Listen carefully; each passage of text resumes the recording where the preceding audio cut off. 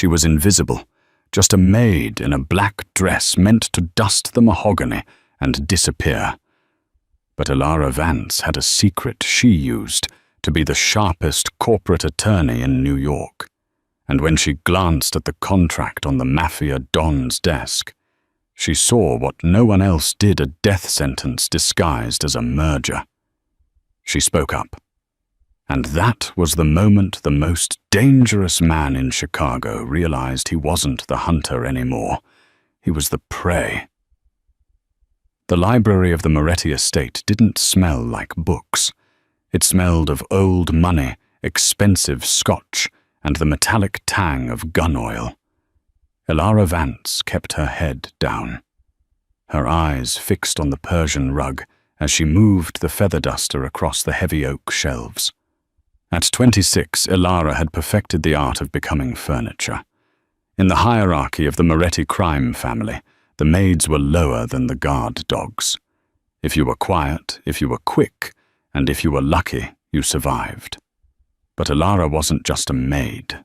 3 years ago, she had been a junior partner at Sterling & Finch, one of the most vicious corporate law firms on the East Coast.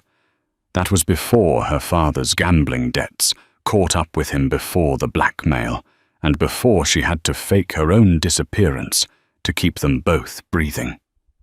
Now she was just Ella, the quiet girl who cleaned the West Wing. The heavy oak doors creaked open. Elara froze, shrinking into the shadows of a bookshelf. Lorenzo Enzo Moretti walked in.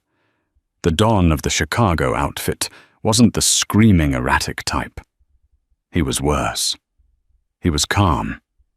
Enzo was 32, dressed in a bespoke charcoal three-piece suit that cost more than Elara's entire life earnings.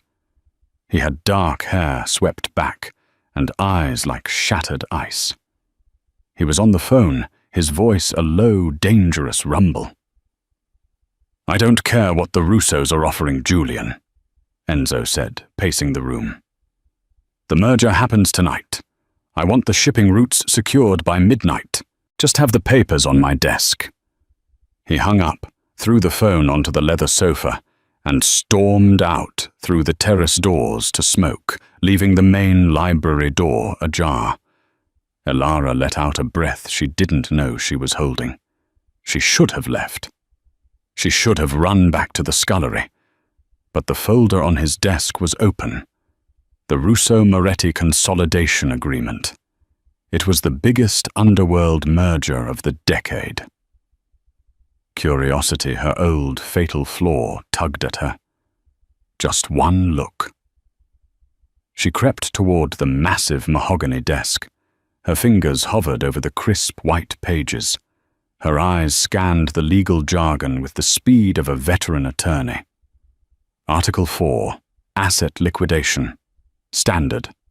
Article 7, Territory Division. Aggressive, but standard. Article 12. Subsection D. Elara stopped.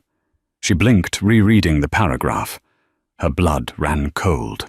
It was buried under layers of dense legalese, hidden behind Latin terminologies that would bore a normal person to tears. But to Elara, it was a neon sign screaming betrayal. "The Ghost Protocol," she whispered. "It's rude to read someone else's mail." The voice came from behind her. It was smooth, dark, and terrified her to her core. Elara spun around. Enzo Moretti was standing in the terrace doorway, the smoke from his cigar swirling around him. He wasn't looking at the view anymore. He was looking at her, and he didn't look happy. He stepped into the room, closing the glass door behind him, with a soft click. The sound echoed like a gunshot in the silent room. I was just dusting, sir," Elara stammered, clutching the duster like a shield. "I bumped the desk and you decided to read a confidential merger agreement." Enzo walked closer, his movements predatory. He stopped 2 feet from her. He towered over her, radiating a heat and intensity that made her knees weak. Give me one reason why I shouldn't have my guards escort you to the basement. And trust me, Ella, nobody leaves the basement." Elara looked up. She saw the exhaustion in his eyes, the weight of a war he was trying to end with this signature. If he signed that paper, he was dead. Not metaphorically, literally. Her fear vanished, replaced by the sharp, cold clarity of the courtroom. She straightened her spine. She wasn't Ella the maid anymore. She was Elara Vance, attorney at law. "Because if you sign that," she said, her voice steady, "you'll be dead by sunrise." Enzo's eyes narrowed. The air in the room grew heavy. "Excuse me." Elara reached out a bold move that made Enzo flinch toward his holster and tapped a manicured fingernail on Article 12. "Excuse me, sir, but this clause is a trap." Enzo stared at her. Then a slow, chilling smile didn't quite reach his eyes. "A trap. You're a cleaner, Ella. What would you know about corporate acquisition law? I know that force majeure clauses usually protect the signatory." Elara said, her words coming fast and sharp. "But look at the phrasing in subsection D. It defines executive incapacity as any investigation launched by the FBI. And look here, Clause 14 links your personal asset forfeiture to that investigation." Enzo looked down at the paper, then back at her. So. Elara stepped closer, smelling the tobacco and sandalwood on his collar. "The Russo family doesn't need to kill you to take your empire, Mr. Moretti. They just need to tip off the FBI 5 minutes after you sign this. The moment the investigation starts, this contract legally transfers your entire shipping fleet to the Russo Holding Group as collateral. You're not signing a merger. You're signing a confession and a transfer of deed." The silence that followed was deafening. Enzo looked at the paper. He read the line she pointed to. He read it again. His jaw tightened.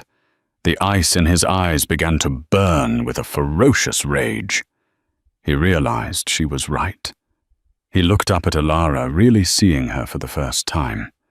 He saw the intelligence in her gaze, the way she stood, not like a servant, but like an equal.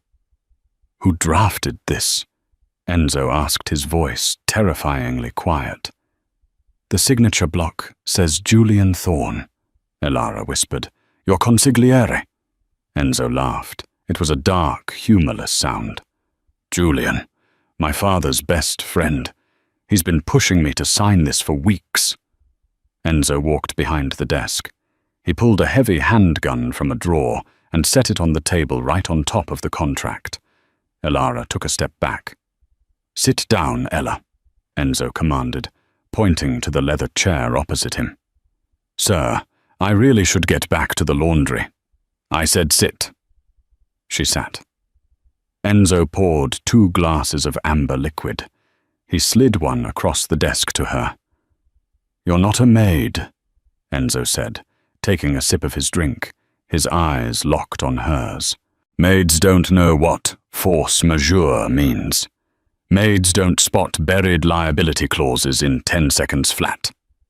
He leaned forward, the shadows casting his face in relief. "So tell me, counselor, who are you really? And why are you hiding in my house?" Elara stared at the glass of whiskey.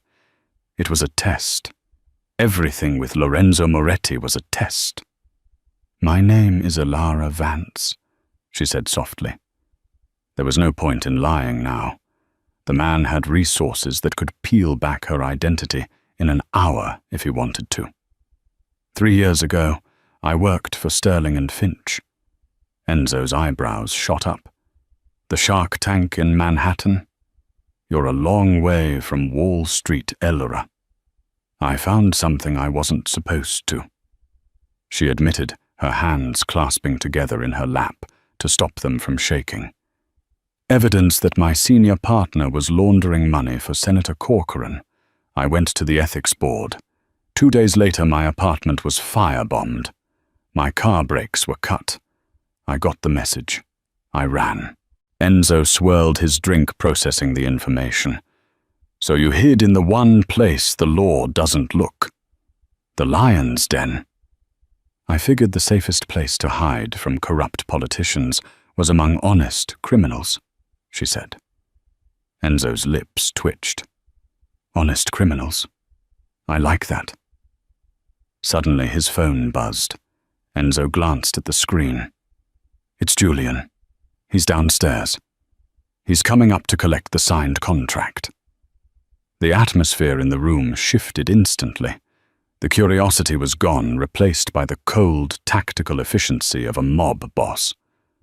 Enzo stood up and walked around the desk. He grabbed Ilara's arm, not roughly but firmly, and pulled her out of the chair. Sir. Quiet, he hissed. He dragged her toward the corner of the room behind a heavy velvet curtain that covered the alcove. Stay here. Do not make a sound. I want you to listen.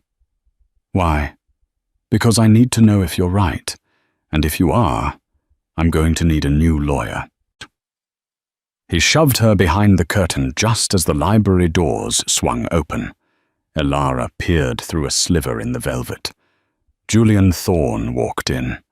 He was an older man, distinguished with silver hair and a suit that looked trustworthy. He smiled, spreading his arms. Enzo, the Russos are waiting. Is it done? Enzo was leaning against his desk, his arms crossed.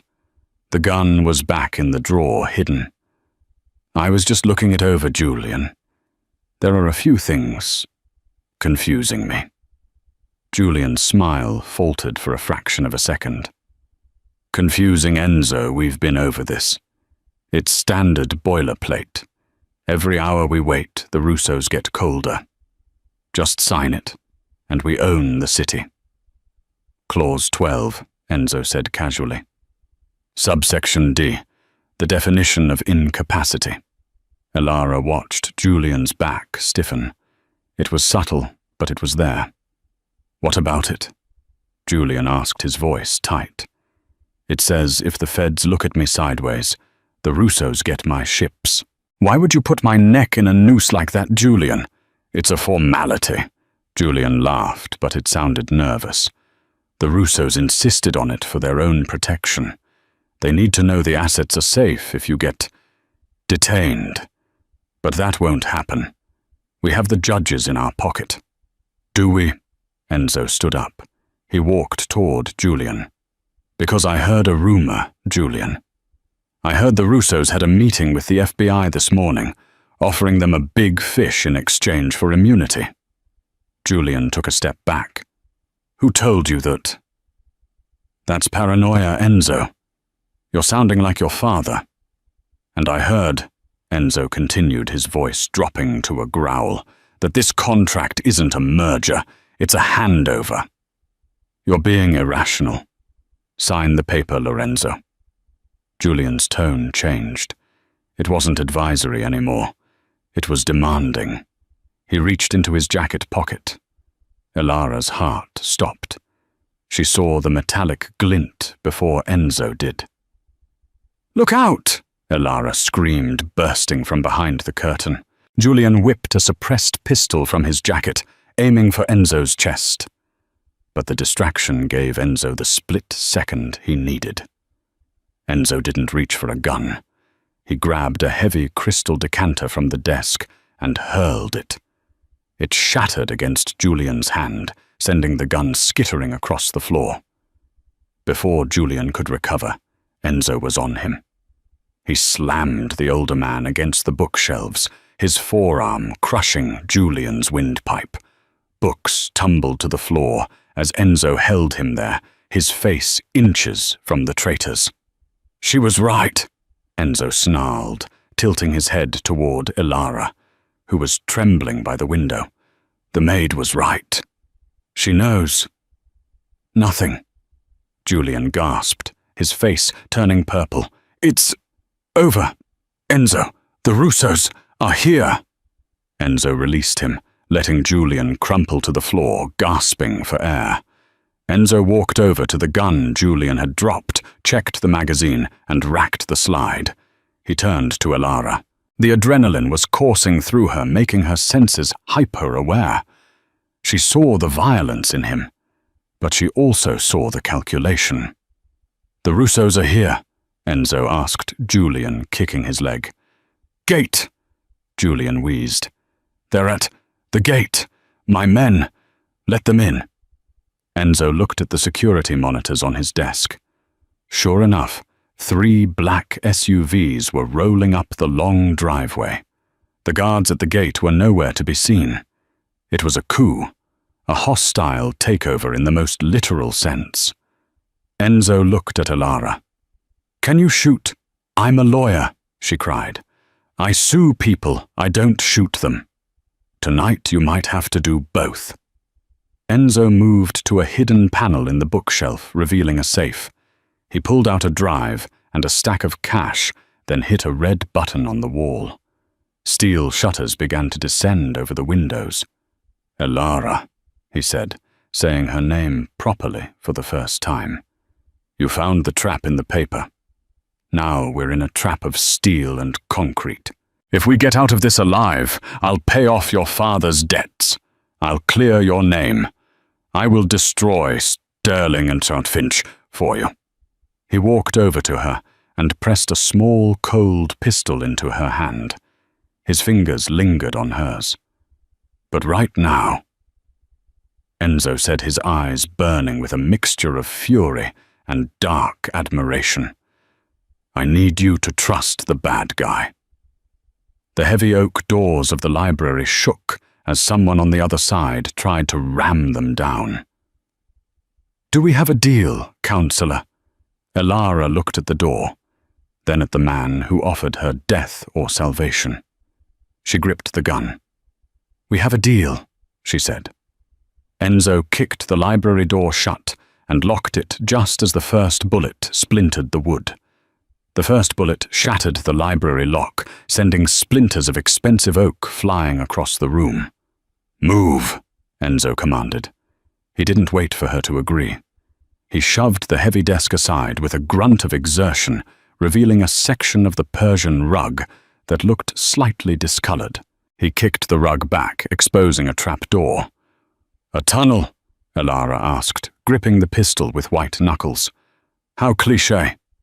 "It's not a tunnel," Enzo grunted, heaving the trapdoor open. "It's a chute to the laundry services in the basement. You wanted to get back to work. Here's your chance." The door behind them burst open. 3 men in tactical gear poured in. Enzo fired twice double taps, efficient and lethal, dropping the lead gunman. He grabbed Alara by the waist and threw her into the dark chute before jumping in after her. They slid down the metal ramp, tumbling out into a pile of linen sheets in the basement laundry room. The air here was hot and smelled of bleach. "Up! Now!" Enzo hissed, pulling her to her feet. He was limping. Alara looked down. Blood was blooming on his left thigh. "You're hit. Just a graze. Adrenaline will cover it." He checked his corners, moving toward the service exit. "My car is in the underground garage, armor-plated. If we make it there, we live." They moved through the labyrinth of the basement. Alara's heart hammered against her ribs like a trapped bird. She had spent 3 years cleaning these hallways, but she had never realized how menacing the shadows could be. As they reached the garage access door, Enzo paused. He pressed a finger to his lips.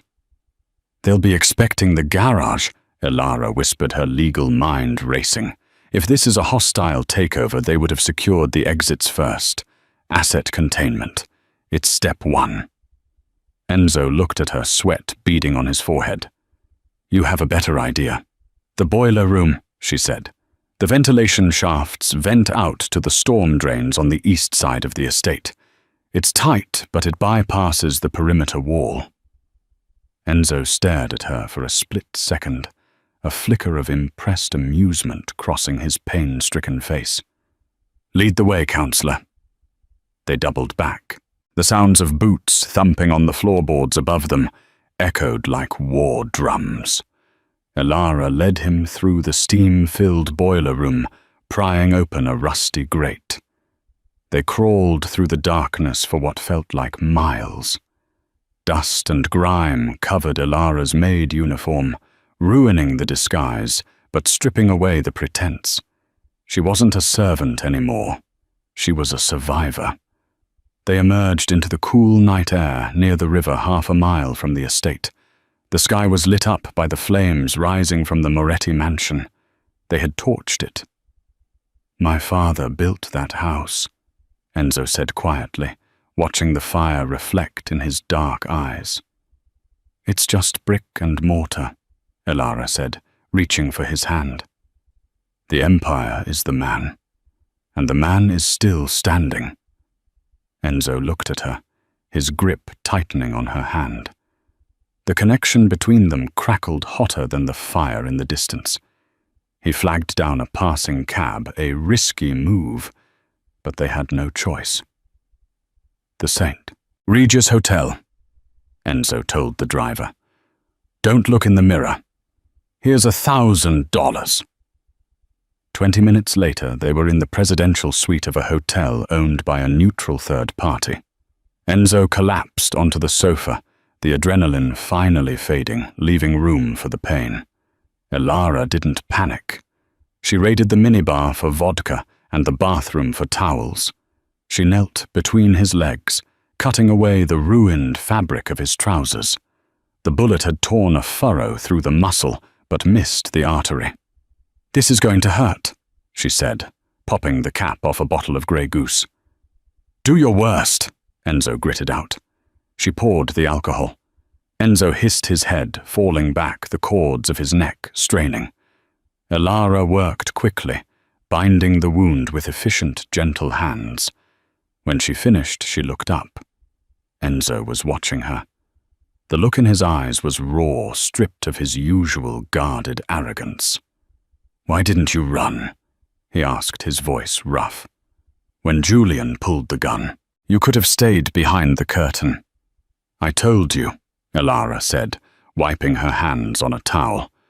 "I don't like bad contracts, and watching an innocent man get murdered is a violation of natural law." "Innocent?" Enzo let out a dry laugh. "You know who I am, Elara. I've killed men. I've ordered hits. I am not the good guy in this story." "Maybe not," Elara challenged, standing up and pouring herself a shot of vodka. "But you have a code. Julian and the Russos." "They have greed. There's a difference." She walked to the window, looking out at the Chicago skyline. "So what's the plan?" "We have no army, no home, and by morning the Russos will have declared you dead and consolidated your territory." Enzo buttoned his shirt, wincing as he sat up. "I have a stash of weapons in a locker at Union Station. I go to the Russo headquarters. I take Dante Russo's head. Simple." "That's suicide," Elara snapped, turning around. "They have an army. You have a limp and a handgun. I don't see another option." "I do," Elara said, her eyes gleaming with a dangerous intelligence. "The contract." Enzo frowned. "The one I didn't sign, the one Julian thought was finalized. Listen to me, Enzo. Julian is sloppy. He drafted that contract assuming you'd be dead. But he left a digital trail. Remember the clause about the FBI investigation? Yeah, the trap. It's a double-edged sword," Elara said, pacing the room. "If we can prove that the Russos colluded to frame you before the merger, the RICO Act doesn't just apply to you. It applies to the conspirators. It's called predicate act collusion." Enzo looked at her like she was speaking a foreign language, yet he was entirely captivated. "Speak English, Elara." "I have the files from Sterling and Finch," she said, her voice dropping. "The ones I stole 3 years ago. They implicate Senator Corcoran, the same senator who protects the Russos." She walked over to him, placing her hands on his knees, leaning in close. "We don't need bullets, Enzo.